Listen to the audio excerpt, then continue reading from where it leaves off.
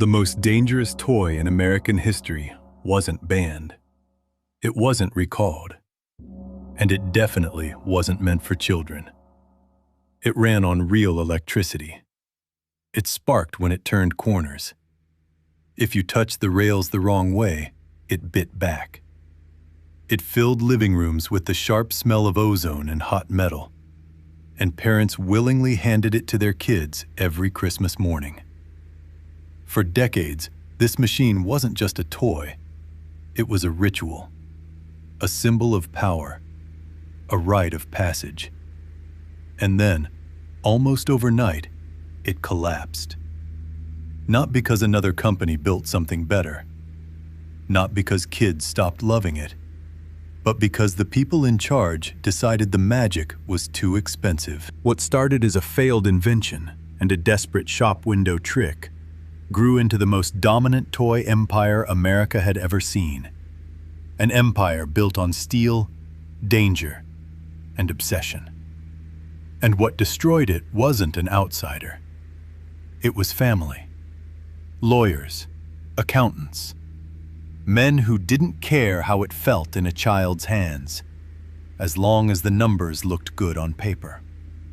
This is the story of how a mistake became a legend, how that legend ruled Christmas morning for half a century, and how greed quietly stripped the soul out of a machine millions of kids trusted. Because once the weight was gone, once the sparks were gone, once the danger was gone, the train never felt the same again. And what happened next didn't just derail a company. It erased a feeling that will never come back. Long before his name became synonymous with Christmas mornings and basement railroads, Joshua Lionel Cowan was chasing something far more dangerous. He wasn't thinking about children. He wasn't thinking about joy. And he definitely wasn't thinking about play. Cowan was obsessed with power. In the final years of the 1800s, New York City crackled with electricity and ambition. The world was shifting from gaslight to wires, from horses to machines, and Cowan wanted to be at the center of it. At just 23 years old, he was already deep into serious engineering work, the kind meant for factories, ships, and war. He experimented with magnesium ignition systems used in early photography. He designed electrical fuses.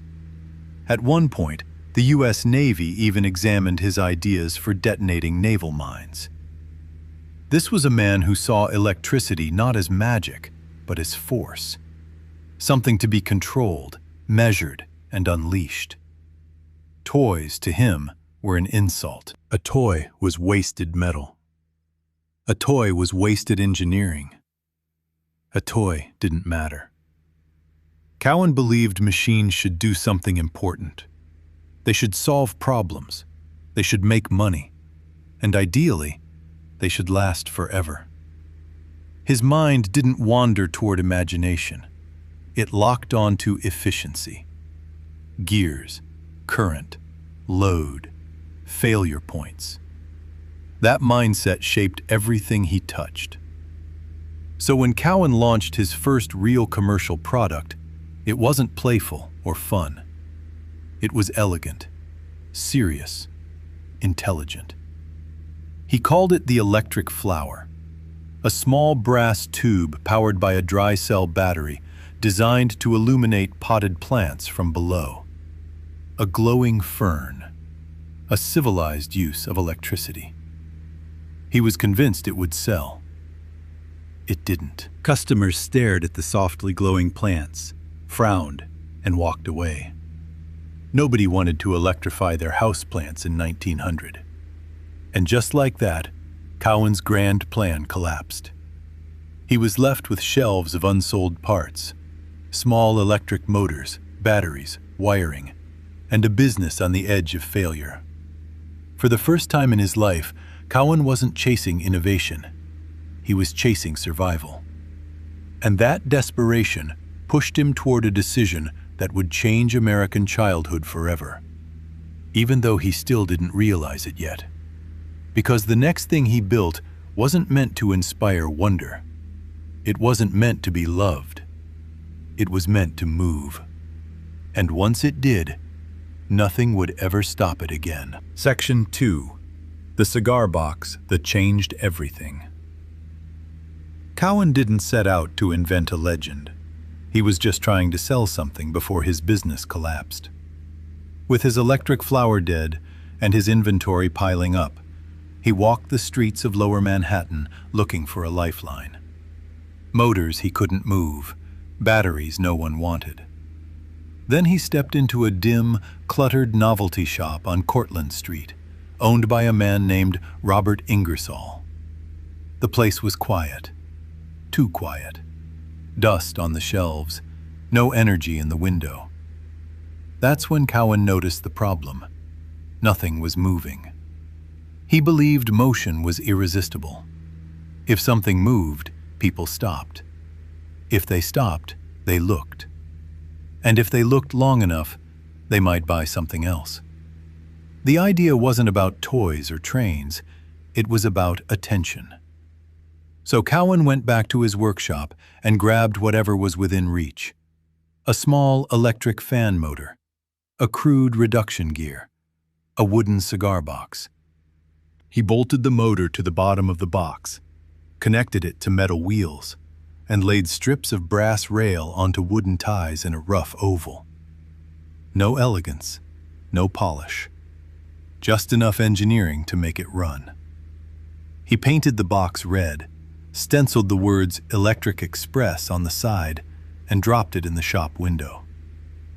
That was it. No grand unveiling, no vision statement. When Cowan flipped the switch, the box lurched forward like a startled animal. It rattled. It buzzed. Sparks jumped at the connections. The whole thing smelled like hot metal and friction. It wasn't graceful, but it was alive. Cowan told Ingersoll to load the box with actual merchandise. Watches, jewelry, trinkets. The train wasn't the product. It was the bait. The next day, Cowan came back expecting good news. Ingersoll looked exhausted. He hadn't sold a single watt. Instead, a crowd had formed in front of the window. Faces pressed against the glass, fingers pointing. Not at the jewelry, not at the prices. At the red box screaming around the track. "How much for the train?" they kept asking. Cowan tried to explain. It wasn't for sale. It was a prop, a delivery device for the eye. Just a cigar box with a motor. They didn't care. By the end of the day, Ingersoll sold the display model, then demanded another, then another. Each one disappeared faster than Cowan could build it. In one afternoon, the truth became impossible to ignore. People didn't want the things the train carried. They wanted the machine itself. Cowan had accidentally tapped into something deep and primal, a hunger to control motion, power, and noise in a world that was suddenly filling with machines. And without realizing it, a man who despised toys had just built the most seductive one America had ever seen. But what Cowan did next would define everything. Because instead of softening it, instead of making it cute, he decided to make it real. From the very beginning, Cowan refused to call what he was building a toy. He didn't want softness. He didn't want charm. He wanted weight. As orders poured in for the Electric Express, Cowan made a decision that separated his trains from everything else on the market. He would build them the same way he thought real machines should be built. Out of metal, driven by electricity, and governed by physics, not safety. These early trains were heavy. Stamped steel bodies, cast iron components. When you picked one up, your wrist dipped under the load. It felt cold, dense, serious, like a tool, not a plaything. And then there was the power. Lionel Trains didn't run on springs or clockwork like cheaper toys from Europe. They ran on real current. To make them move, you connected the track to a transformer, a black, buzzing box that stepped household voltage down to something mostly safe. Mostly. The rails were live. The contacts sparked. If you touched the wrong place at the wrong time, you felt it. The engines threw tiny blue flashes as they rounded curves. The air filled with that sharp metallic smell, ozone, the scent of electricity burning through resistance. It was thrilling. It was unpredictable. And it demanded respect. Cowan didn't see this as a flaw. He saw it as the entire point. He believed children didn't want fantasy. They wanted control over the real world. Every boy in America watched massive steam locomotives thunder past their towns, screaming, dangerous beasts of steel and fire, and felt that pull in their chest. Cowan understood that instinct. He wasn't selling play. He was selling mastery. You could derail a Lionel train if you pushed it too hard. You could overload the transformer. You could send the engine flying off the curve and dent the furniture. The train didn't protect you from mistakes. It punished them. And parents bought it anyway. In fact, Cowan's marketing didn't even speak to children. It spoke to fathers. Men who believed struggle built character. Men who saw electricity, mechanics, and discipline as lessons worth learning. A Lionel train wasn't a gift. It was an investment in a boy's future. This philosophy turned Lionel into something else entirely. It wasn't just a product. It was a system. And Cowan was about to make sure that once a family entered his world, they could never escape it. Cowan didn't just want to build the best train. He wanted to build the only train that mattered. As Lionel's popularity exploded, competitors rushed in. Cheaper sets, smaller trains, tin toys flooding in from Europe. Most companies fought back with price cuts or flashy designs. Cowan took a colder, smarter approach. In 1906, he introduced what looked like a simple upgrade. Standard gauge track, wider rails, heavier steel, more stability. The trains ran smoother, pulled harder, and felt even more substantial than anything else on the market. But that wasn't the real reason he did it. Standard gauge was a trap. Once a father bought a Lionel set with standard gauge track, every future purchase had to be Lionel. Cheaper cars wouldn't fit. Foreign imports wouldn't run. Even other American manufacturers were locked out. The rails themselves enforced loyalty. Without ever using the word, Cowan had invented a closed ecosystem, a walled garden of steel. He understood something most companies wouldn't realize for decades. The moment you control the infrastructure, you control the customer. Lionel wasn't selling individual trains anymore. It was selling permanence, commitment, a promise that this system would grow with your child year after year. And Cowan backed that promise with brutality. Inside the factory, tolerance for imperfection was zero. Cowan stalked the floor with a cigar clenched between his teeth, inspecting gears, rivets, wheel alignment. If something wobbled, it was smashed. If a prototype didn't meet his standards, it didn't get revised. It got destroyed. He famously claimed a Lionel locomotive could support the weight of a grown man standing on it. This wasn't a safety boast. It was a warning. Lionel trains were meant to dominate the room. In a world full of flimsy tin toys that bent and cracked within weeks, Cowan was selling something eternal. Something that would survive childhood itself. But that obsession with control had consequences. The heavier the rails became, the the harder it was to change direction. The more perfect the system felt, the more fragile it became to anything that didn't fit Cowan's vision. And just as Lionel locked families into its ecosystem, Cowan locked himself into a future he refused to question. Because while the rails were getting thicker, the world outside them was already starting to move on. If the cigar box was the spark, the factory in Hillside, New Jersey was the furnace. By the middle of the 20th century, Lionel no longer felt like a toy company. It felt like a defense contractor that happened to build trains. The Hillside plant rose like a fortress. Massive brick walls, heavy machinery, and an atmosphere thick with oil, smoke, and noise. This was not a place of whimsy. Hydraulic presses thundered day and night, stamping cold steel into locomotive shells. Molten zinc was poured into molds to create bodies so dense they felt like bricks in your hand. Copper wire was wound by the mile into motors designed to pull far more weight than any toy ever should. Nothing here was delicate. Nothing here was cheap. By the 1950s, this factory had become the beating heart of American boyhood.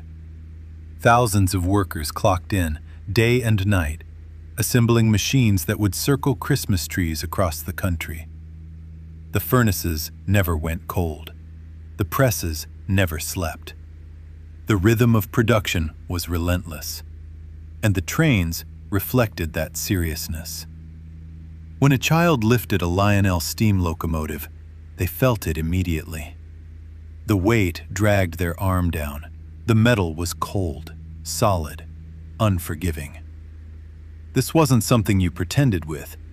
It was something you operated.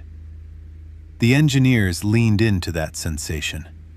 They introduced magnetraction, magnetized drive wheels that gripped the steel rails and let trains climb steep grades without slipping. It wasn't just engineering, it was theater. The trains moved with authority, momentum, purpose.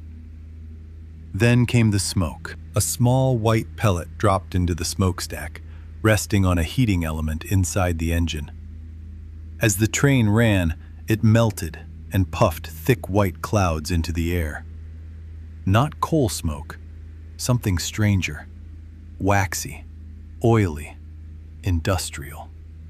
Mixed with the metallic tang of ozone from sparking contacts, a running Lionel train didn't just look real. It smelled like work. It smelled like power. By this point, Lionel wasn't just a gift. It was the centerpiece of the American living room. Trains circled Christmas trees like steel guardians. Fathers crouched on the floor with their sons, reading wiring diagrams, tightening screws, explaining voltage and switches. This wasn't playtime. This was apprenticeship. Mistakes had consequences. Run the train too fast and it flew off the track.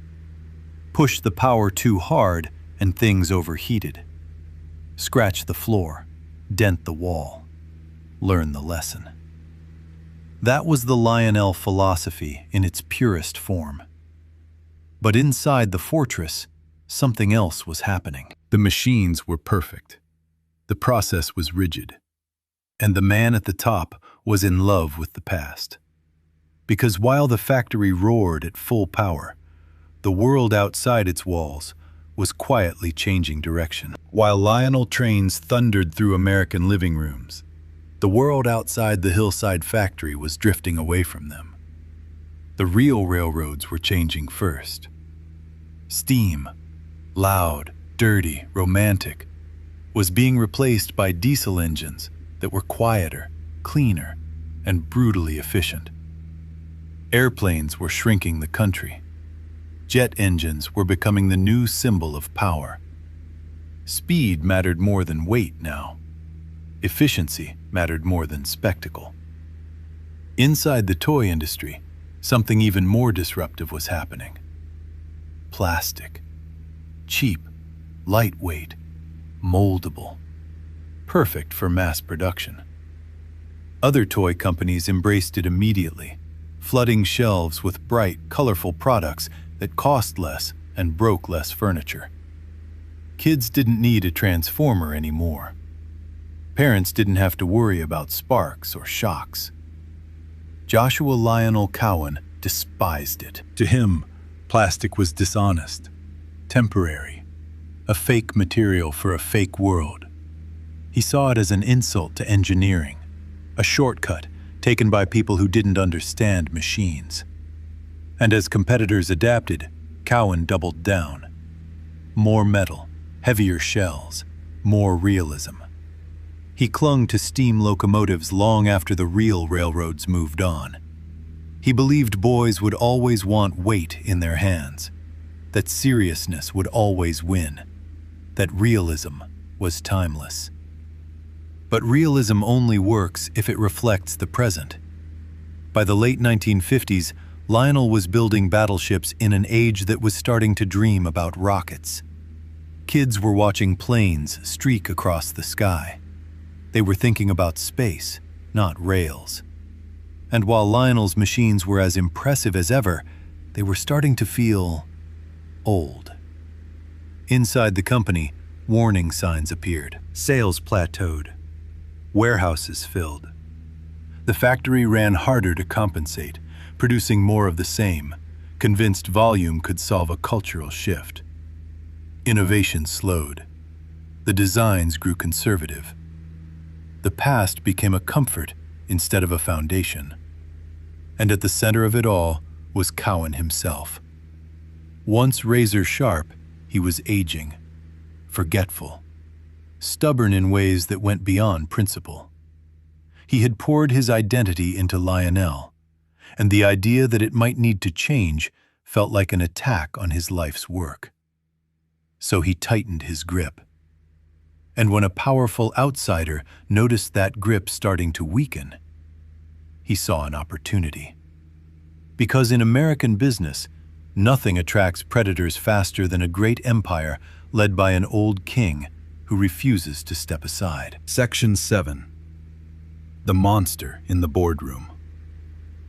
Empires rarely fall from the outside. They rot from the inside first. By the end of the 1950s, Joshua Lionel Cowan was nearly 80 years old. The man who once stalked the factory floor like a general now wandered it in confusion. His memory slipped. His moods swung. At times, he yelled at machines that weren't there. The fire that built Lionel was flickering, and someone noticed. His name was Roy Cohn. To understand how catastrophic this moment was, you have to understand who Roy Cohn really was. He wasn't a toy executive. He wasn't an engineer. He wasn't even a businessman in the traditional sense.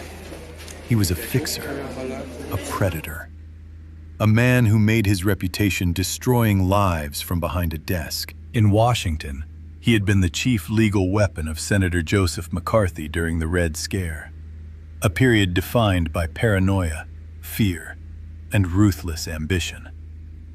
Cohn knew how to manipulate power. He knew how to smell weakness. And most importantly, he knew how to extract money from institutions that couldn't protect themselves. And tragically, he was family. Cohn was Cowan's great-nephew. In 1959, he made his move. He approached the aging Cowan and his son Lawrence, presenting himself as a savior, a brilliant legal mind, a modernizer, someone who could protect the family fortune and guide Lionel into the future. It was a performance. Behind the polished words was a simple truth. Cohn didn't care about trains. When he looked at a Lionel locomotive, he didn't see magic or memory. He saw cost, labor, waste, steel that could be replaced with something cheaper, and the Cowans let him in. When the deal was signed and Roy Cohn walked into the boardroom, the soul of Lionel walked out. The company that had been built by obsession, weight, and respect for the machine was now controlled by a man who despised everything it stood for. Cowan's first act wasn't innovation, it was elimination.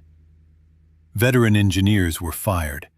Craftsmen who had spent decades perfecting motors, smoke units, and magnetized wheels were pushed out. These weren't just employees.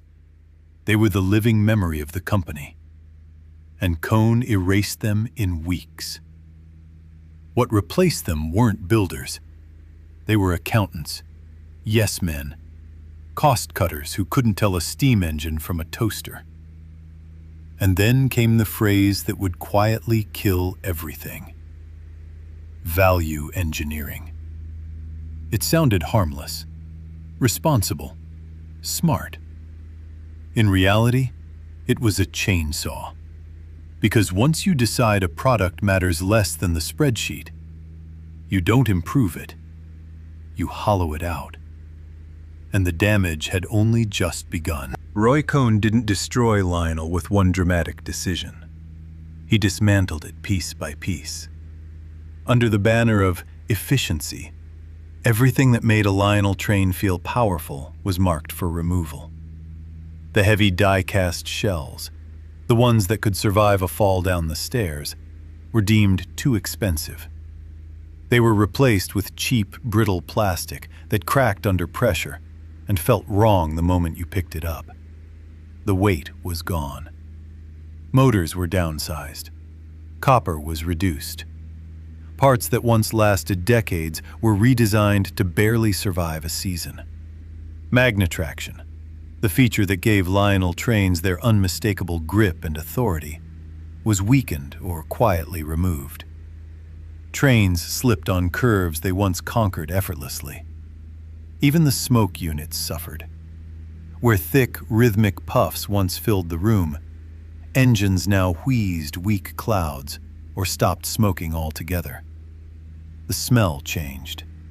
The atmosphere vanished. The magic thinned out. And then came the humiliation. Desperate to expand the market, the executives decided Lionel's problem wasn't quality, it was demographics. They convinced themselves that girls didn't want trains because trains weren't pink. So they created the Lady Lionel. The same rugged freight equipment dipped in pastel pinks, lilacs, and baby blues. A steam locomotive painted like candy. Boxcars that looked more like toys than machines. It wasn't empowerment. It was condescension. Girls didn't want it. If they wanted a train, they wanted the powerful black locomotive their brothers had, the one that looked real. Boys wouldn't touch it at all. The sets sat on shelves, unsold, a neon sign flashing, "We don't understand our audience anymore." Inside the hillside factory, morale collapsed. Workers felt it immediately. The metal was thinner. The parts didn't fit right. Quality checks were rushed or skipped. Returns piled up in the warehouse. Broken couplers, burned-out motors, warped plastic shells. The Lionel promise that a train would last forever was broken. Parents noticed. Fathers who had grown up with steel and sparks bought new Lionel sets for their kids, expecting the same experience. What they found instead felt cheap, light, disposable. The trains derailed easily. The track bent. The transformers buzzed unevenly, like they were barely holding together. The trust was gone. Roy Cowan had done what no competitor ever could. He proved that you can't run a toy company if you hate toys. You can't sell a dream if you only believe in margins.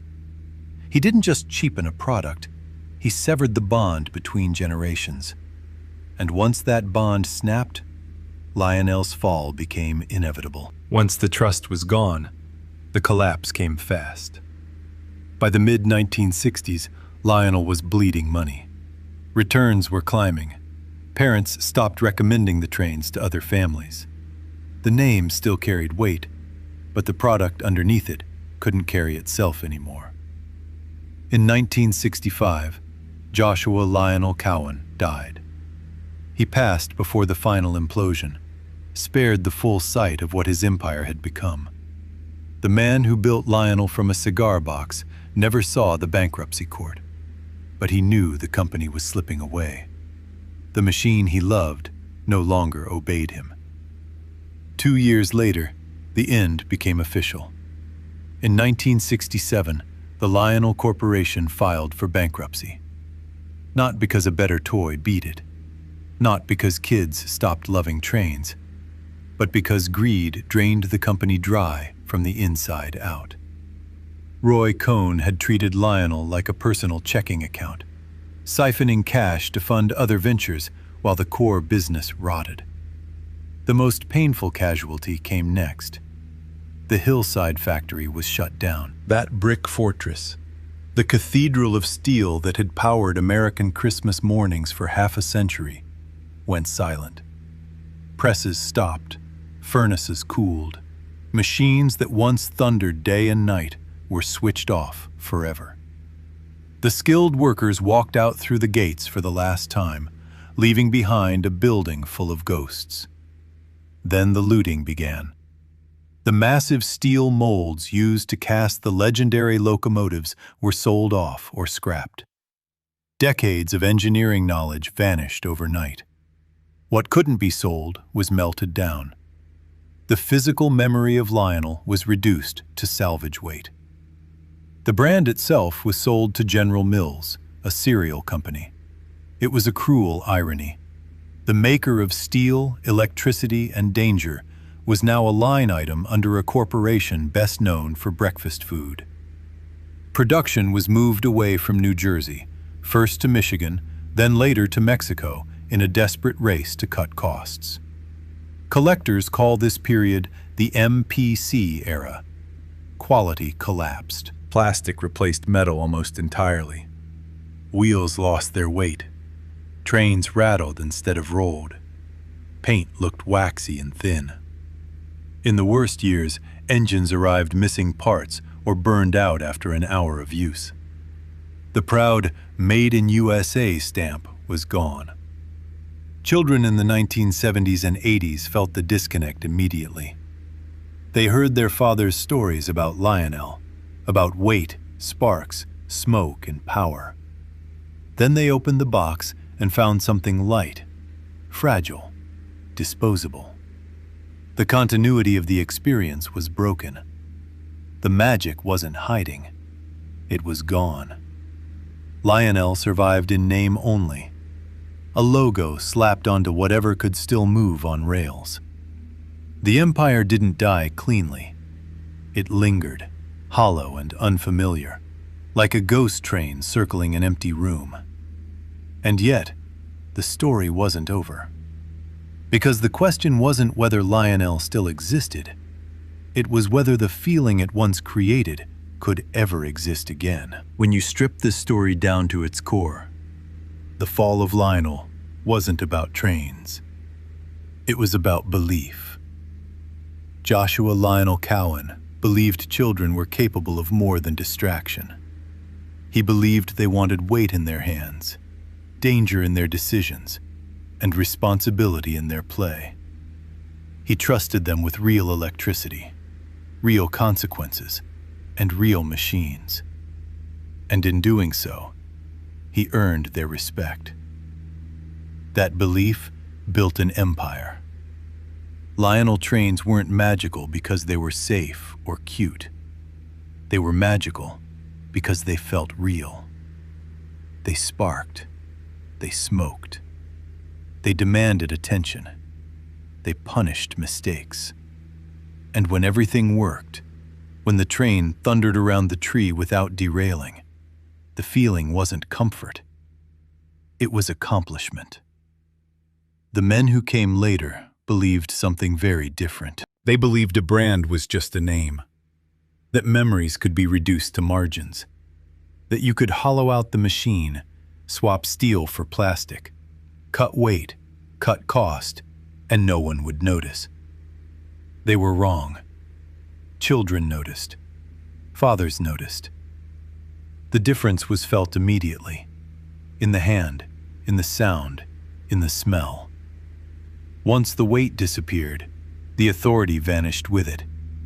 And once that authority was gone, the spell was broken forever. Today, Lionel still exists, but not as the thing Cowan built. Modern trains are expensive collectibles, sealed behind glass and price tags, designed for adults who remember what the originals felt like. The rugged, dangerous, accessible machine that once taught kids respect for power is extinct. The hillside factory is gone. The presses are silent. The ozone smell has faded. But the lesson remains. You can't spreadsheet a memory. You can't value engineer awe.